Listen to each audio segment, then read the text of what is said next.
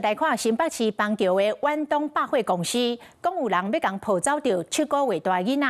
这个男子先挖紧找话题来开讲，想袂到后一秒竟然伸手要甲囡仔抱走。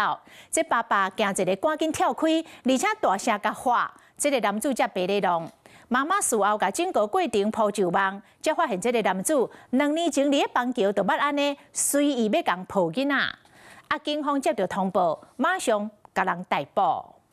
穿乌衫的男子对刹车顶悬的红鞋仔袅袅上，后一秒冲起咧楼顶，想要偷抱囡仔。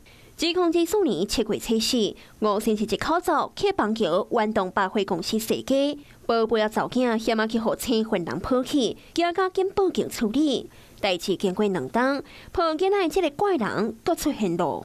被害人发文章讲伊无要和对方开讲。男子竟然直接出手，硬要偷抱囡仔，加在这个老爸正买车，囡仔才无好抢去。我当下当然就是往后闪开，就是稍微退一下。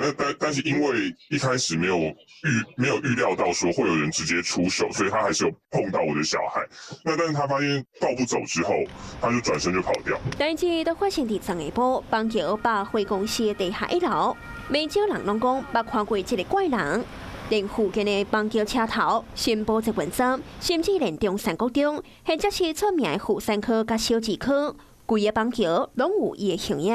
也蛮担心的，然后后来发现他是惯犯之后，就是说，那之后就是不会再靠近这个区域。但是我绑了他嘛，所以他抱不到我。对，他一直有伸手，然后我就叫他走。